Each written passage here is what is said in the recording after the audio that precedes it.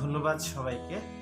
Art criticism প্ল্যাটফর্মের প্রথম আয়োজন প্রকৃত জ্ঞান এবং শিল্প নিয়ে একটি পদ্ধতিগত আলোচনা তুলে ধরা এবং এই প্রকৃত জ্ঞান এবং শিল্প সম্পর্কিত যে দর্শন আলোচনা এবং সেই দর্শনের যে মূল প্রবক্তা সক্রেটিস, সেই সক্রেটিসের প্রকৃত জ্ঞান এবং সেই প্রকৃত জ্ঞানের সাথে আমরা আজকে নির্ণয় করবার চেষ্টা করব শিল্পের সম্পর্কটা কোথায়।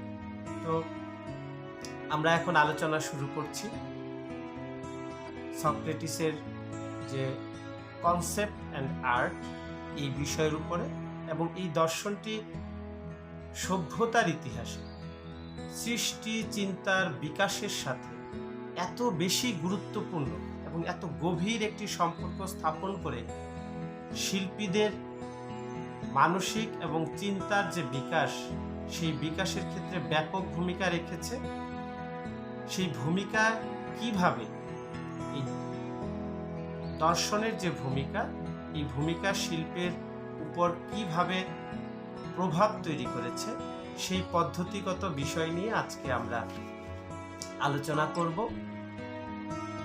আমরা সবাই জানি যে বোধের জন্য বা বোধের যে ভাব, এই কাব্য রচনাকেই আমরা শিল্প বলে থাকি। অর্থাৎ আমাদের ভেতরে যে বোধটা তৈরি হয় এবং এইটার যে সাহিত্য নির্ভর একটা সৃষ্টি, সেই সৃষ্টিকেই আমরা শিল্প বলে জ্ঞান করে থাকি।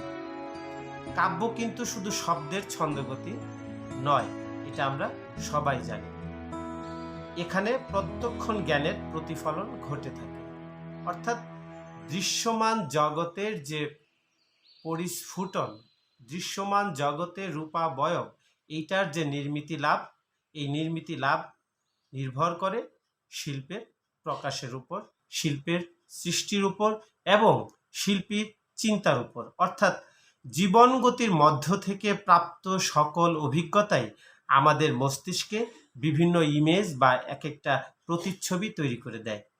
আর সেই সকল ইমেজই হচ্ছে ধারণা বা কনসেপ্ট, যা আমাদের অভিজ্ঞতার মধ্যে জ্ঞান হিসেবে থেকে যায়।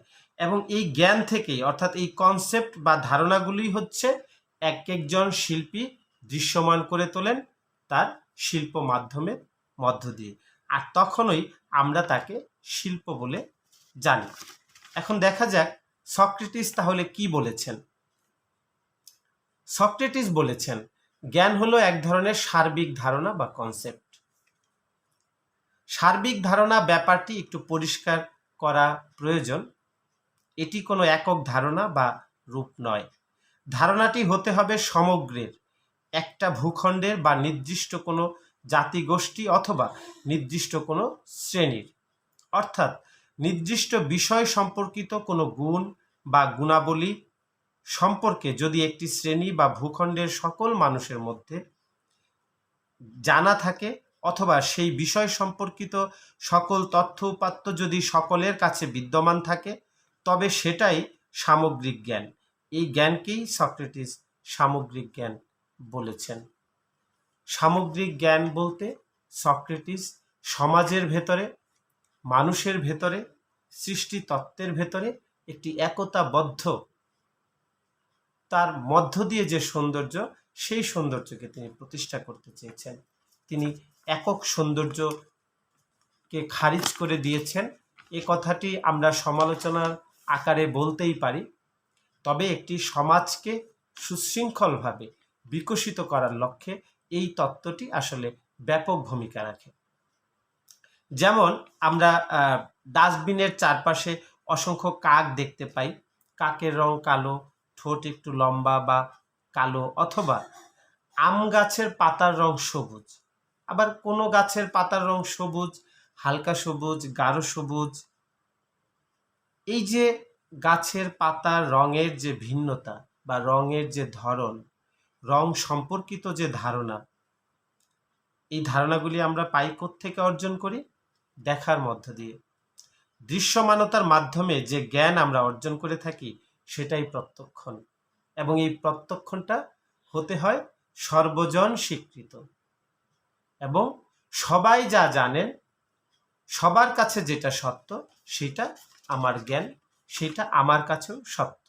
আর তাই এই দৃশ্যমানতার জ্ঞান কখনোই পরিবর্তিত যে ধারণা বা কনসেপ্ট সেটা তৈরি করে না। এই প্রত্যক্ষণের মাধ্যমে যে জ্ঞানটা আমরা অর্জন করি, এই একই অঞ্চলের সামগ্রিক ধারণা এভাবেই তৈরি হয়, যেখানে ভুল তথ্য বা গুণাগুণ সংগ্রহ করবার কোনো সুযোগ থাকে না। অর্থাৎ প্রত্যক্ষণ আমাদের মস্তিষ্কে সার্বজনীন জ্ঞান তৈরি করে দেয়, যা অপরিবর্তনীয়, এবং এই জ্ঞান কোনো বিশেষ ব্যক্তি বা বস্তুর ক্ষেত্রে পরিবর্তনশীল নয়। এই ধরনের তথ্য বা জ্ঞানকে কখনো কেউ চ্যালেঞ্জ করতে পারে না, এবং সকলের কাছেই এই জ্ঞান সমানভাবে গৃহীত, এবং এই জ্ঞানকেই সক্রেটিস বলে থাকেন প্রকৃত জ্ঞান। যে জ্ঞান একটি নির্দিষ্ট জাতিগোষ্ঠীর কাছে, সমাজে প্রতিষ্ঠিত, সকলের কাছে প্রতিষ্ঠিত সত্য হিসেবে সমুন্নত থাকে, সেই জ্ঞানটাকে সামগ্রিক জ্ঞান বলা হয়। অর্থাৎ সমগ্রতার মধ্যে বিরাজমান বিষয় বৈভবের আঙ্গিক ও মাত্রায়ন ঘটিয়ে যদি কোনো কিছু উপস্থাপন করা হয়, তা প্রকৃত সত্য বা প্রকৃত জ্ঞান থেকে প্রকাশ করা হয়। একজন শিল্পী আসলে প্রকৃত জ্ঞানটাকেই অর্জন করতে চান, এবং এই প্রকৃত জ্ঞানটাকেই একজন শিল্পী তার ক্যানভাসে, তার ভাস্কর্যে বা তার যে কোনো শিল্প মাধ্যমে তিনি এগুলিকে রূপদান করবার প্রয়াস পান মাত্র। সেই দিক থেকেই শিল্প সৃষ্টির প্রাথমিক আন্দোলন হচ্ছে প্রাথমিক জ্ঞানকে অর্জন এবং প্রকাশ করা। এই যে শিল্প সৃষ্টির প্রাথমিক আন্দোলন, শিল্প সৃষ্টির প্রাথমিক ধারণা, শিল্প সৃষ্টির প্রাথমিক পর্যায় সারণী, এই সমস্ত কিছুর সাথেই কিন্তু প্রাথমিক জ্ঞান অর্জনের সম্পর্ক রয়েছে, যা আমরা সক্রেটিসের এই দর্শন আলোচনা থেকে খুব সহজেই বুঝতে পেরে। জ্ঞান অর্জনের তরিকা এক একজনের এক এক রকম, আবার বুদ্ধির যে প্রায়োগিক পদ্ধতি সেটাও এক একজনের এক এক রকম। অর্থাৎ ভিন্ন ভিন্ন ব্যক্তির পরিবর্তনের সাথে সাথে বুদ্ধি প্রয়োগের যে ভিন্নতা সেটাও কিন্তু ভিন্ন ভিন্ন হয়। আর তাই তো সামগ্রিক ধারণাকে কেন্দ্র করেই চিত্রকলার বিষয় বৈভবে রচিত হয় বা উঠে আসে শ্রেণীগত তথ্য উপাত্ত, যা বিশ্বময় ছড়িয়ে দেবার প্রচেষ্টায় সৃষ্টিকলা বহু বছর ধরে বিকশিত হয়ে আসছে।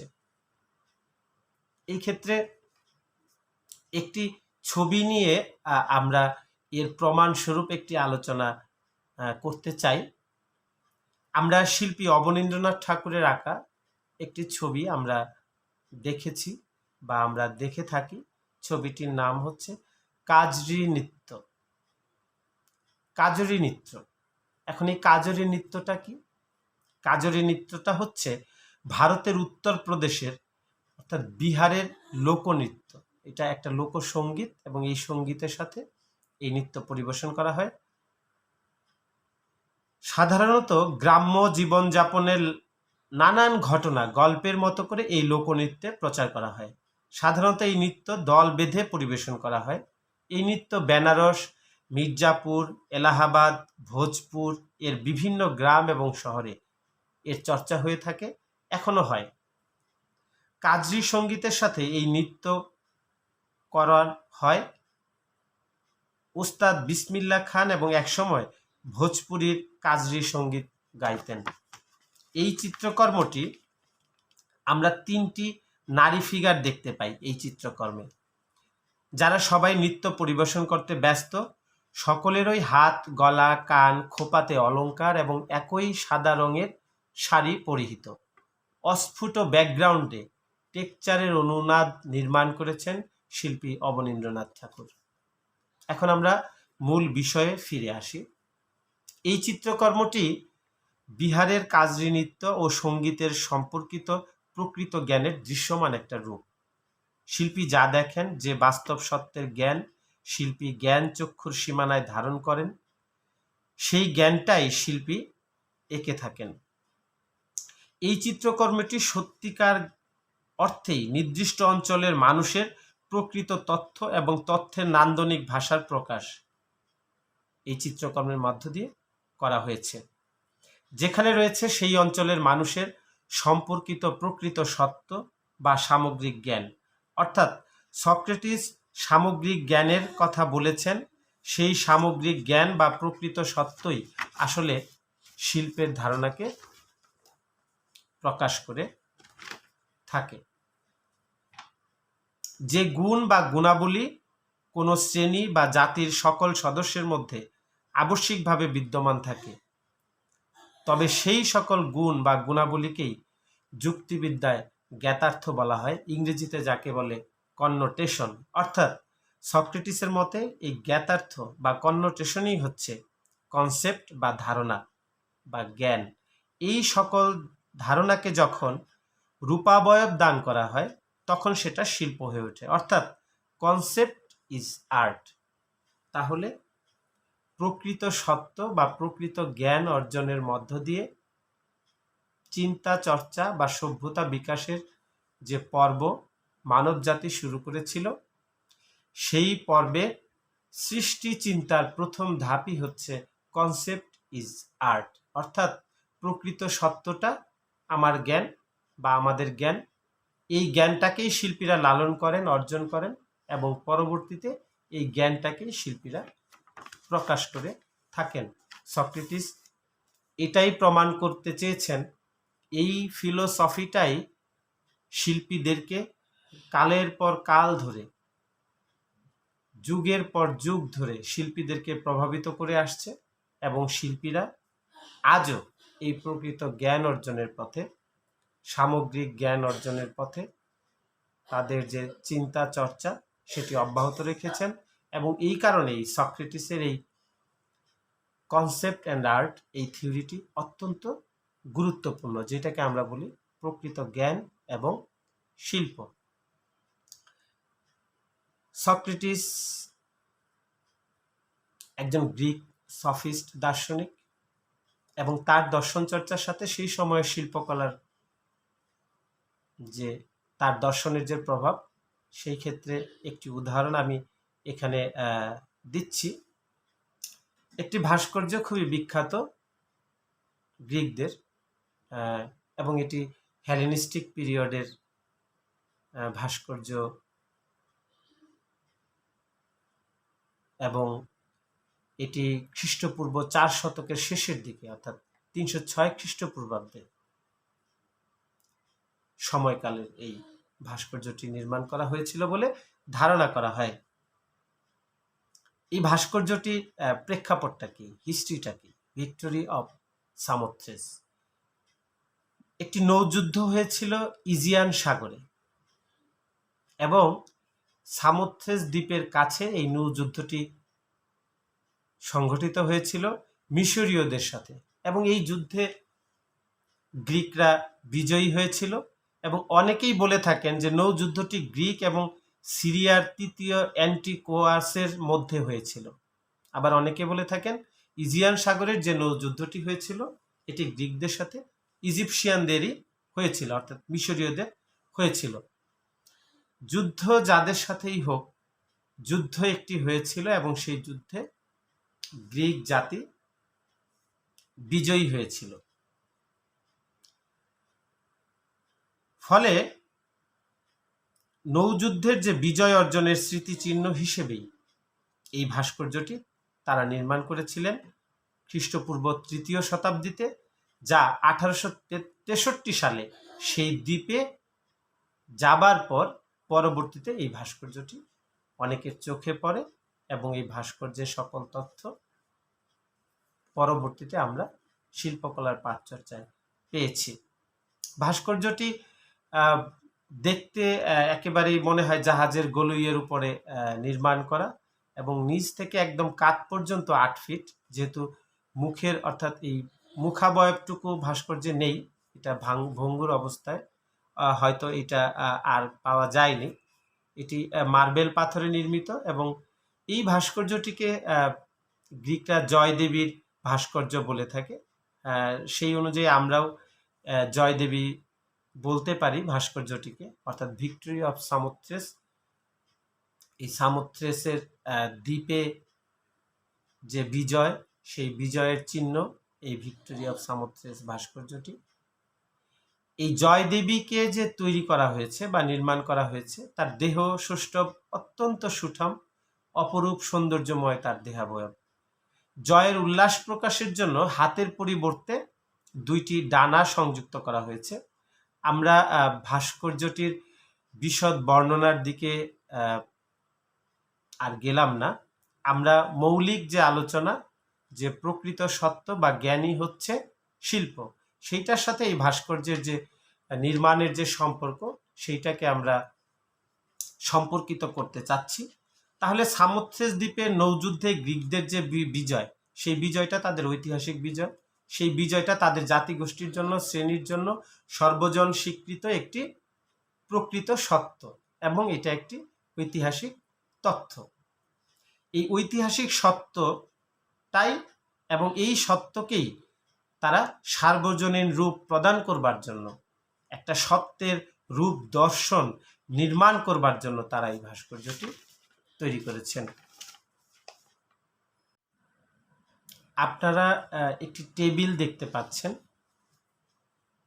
একটি ছক এখানে তৈরি করা হয়েছে। এই ছকটি হচ্ছে আমরা যে প্রকৃত জ্ঞান এবং শিল্পের সম্পর্কের কথা বলছি, বা শিল্পটা যে প্রকৃত জ্ঞান, এটার পদ্ধতিগত অর্থাৎ কাঠামোগত একটি রূপ এই ছকে তুলে ধরা হয়েছে।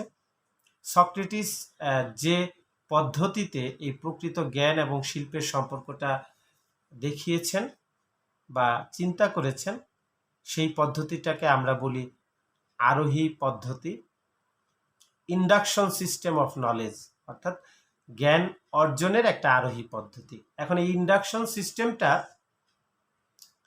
শিল্পীদের মস্তিষ্কে কিভাবে কাজ করে, বা এই আরোহী পদ্ধতিটা আসলে কি? এই ইন্ডাকশন সিস্টেমটা হচ্ছে এই যে আমরা গ্লোব বা একটা বৃত্তাকার জীবনচক্রের মধ্য দিয়ে কিন্তু আমরা আমাদের চিন্তার উপাদানগুলি বা খোরাকগুলি পেয়ে থাকি। তো এইখানে আমাদের প্রাথমিক পর্যায়ের খোরাক আমাদের যোগান দেয় আমাদের প্রকৃতি এবং আমাদের দৃষ্টি। এর সাথে আমাদের যে হিউম্যান বিং, আমাদের যে সোল, এই সোল আমাদের ভেতরে এক ধরনের উপলব্ধি তৈরি করে দেয় শিল্পের বা চিন্তার মৌলিক সিদ্ধান্ত গ্রহণের। ফলে আমরা জ্ঞাত হই, সেই বিষয়গুলি সম্পর্কে জানি, এটা আমাদের এক ধরনের ধারণা তৈরি হয়। অর্থাৎ এটাকে আমরা বলি কননোটেশন, অর্থাৎ জ্ঞাতার্থ। এই জ্ঞাতার্থের সাথে সাথে আমরা কিছু আইডেন্টিফাই করি, কিছু অভিজ্ঞতা বা জ্ঞানকে আমরা আইডেন্টিফাই করবার চেষ্টা করি ধারণার মধ্য দিয়ে। তাহলে সেটাকে আমরা বলতেছি identifying knowledge with concept. Identifying knowledge with concept, অর্থাৎ আমরা যে জ্ঞানটাকে নির্ধারণ করছি, সেইটা আমরা তখন রিস্টোরিং করি আমাদের বিশ্বাসের ভেতরে, রিস্টোর করতে থাকি। এবং এই restoring belief in an objective truth, এই যে অবজেক্টিভ ট্রুথ, অর্থাৎ এই যে বস্তুগত যে সত্যতা, এই সত্য আমাদের ভেতরে বা মস্তিষ্কে যখন একেবারে প্রথিত হয়ে যায়, সেইটাকে আমরা বলি কনসেপ্ট। এবং এই কনসেপ্টটা থেকেই কিন্তু এই কনসেপ্টটা বা এই ধারণাটা যখন আমাদের বা একজন শিল্পীর মস্তিষ্কে যখন তৈরি হয়ে যায়, তখন এইটাকে তিনি একটা আর্ট ফর্মে রিপ্লেস করেন। সেটা ক্যানভাসে হতে পারে, অন্য যে কোনো মাধ্যমে হতে পারে। অর্থাৎ এই যে ইন্ডাকশন সিস্টেম অফ নলেজ, এবং এই ইন্ডাকশন সিস্টেম অফ নলেজের মধ্য দিয়েই আমরা বা সক্রেটিস আমাদেরকে বোঝাতে সচেষ্ট হয়েছেন যে প্রকৃত জ্ঞান এবং প্রকৃত জ্ঞানের প্রকাশ এবং প্রকৃত জ্ঞানের চর্চার মধ্য দিয়েই সৃষ্টি চিন্তার বিকাশ ঘটে থাকে। সবশেষে আমরা যে কথাগুলি এই সক্রেটিসের চিন্তা তত্ত্বের মধ্য দিয়ে আমরা বলতে পারি, সেটি হচ্ছে যে সামগ্রিক জ্ঞান বলতে প্রকৃত জ্ঞানকেই এখানে বোঝানো হয়েছে। আর প্রকৃত জ্ঞান হচ্ছে সত্য জ্ঞান, যা মঙ্গলময় এবং বাস্তব সত্যের স্পেসকে বা ক্ষেত্রকে স্বচ্ছতার সাথে বিকশিত করে। কনসেপ্ট বা ধারণা বা জ্ঞান অর্জন করার যে পদ্ধতি সেটা নির্ভর করে ব্যক্তির নীতি জ্ঞানের উপর। অর্থাৎ আবেগ অনুভূতি পৃথক হবার কারণে এক একজনের জ্ঞান আহরণের যে ভিন্নতা, সেই ভিন্নতার কারণে আমাদের জ্ঞান প্রয়োগেরও ভিন্নতা দেখা দেয়। ফলে সমাজে যে প্রচলিত সত্য বা জ্ঞান বা মঙ্গলময়তার যে সুনির্দিষ্ট তথ্য উপাত্তগুলি রয়েছে, সেইগুলি একজন শিল্পী তার চিন্তার অন্তরালে, চিন্তার দৃশ্যপটে, চিন্তার বিভিন্ন পর্বে বিভিন্ন রূপ এবং দর্শনের মধ্য দিয়ে সেগুলির একটা নতুন নতুন ফর্ম তৈরি করে, যা পরবর্তীতে আর্ট হিসেবে তিনি রিপ্লেস করেন। এবং এই আর্টই হচ্ছে প্রকৃত সত্য।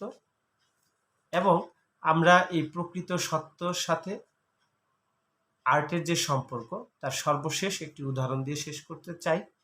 আমরা সবাই জানি বাংলাদেশের চিত্রকলার পাঠ পর্যায়ের সাথে যারা সম্পৃক্ত, বাংলাদেশের চিত্র আন্দোলনের আচার্য জয়নুল আবেদিনের বিখ্যাত যে চিত্রকর্মগুলি 1943 সালের যে মনন্তর, সেই মনন্তর নিয়ে তার যে আঁকা ছবিগুলি, এই চিত্রকর্মগুলি এখনো আমাদের সেই সময়কার যে প্রকৃত ঘটনা, সেই সময়কার যে অভাব, সেই সময়ের যে অমানবিকতা এবং অনাহারে মানুষ মরে যাবার যে বাস্তবতা, যে বাস্তব দৃশ্যগুলি, সেই দৃশ্যগুলি কিন্তু তুলে ধরেছেন।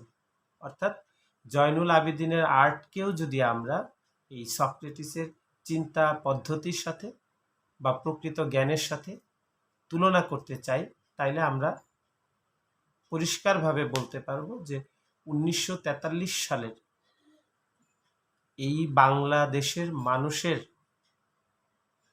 1943 সালে যদিও বাংলাদেশ স্বাধীন হয়নি, এই বঙ্গের মানুষের যে অনাহারে মৃত্যুর যে দৃশ্য, সেই দৃশ্যই কিন্তু তুলে ধরেছেন, যেখানে সত্যের প্রকাশের কোনো ঘাটতি নেই।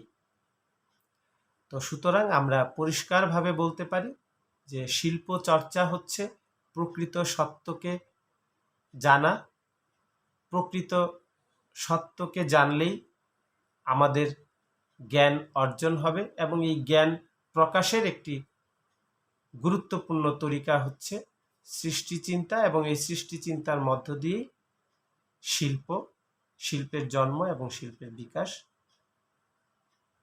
সবাইকে ধন্যবাদ।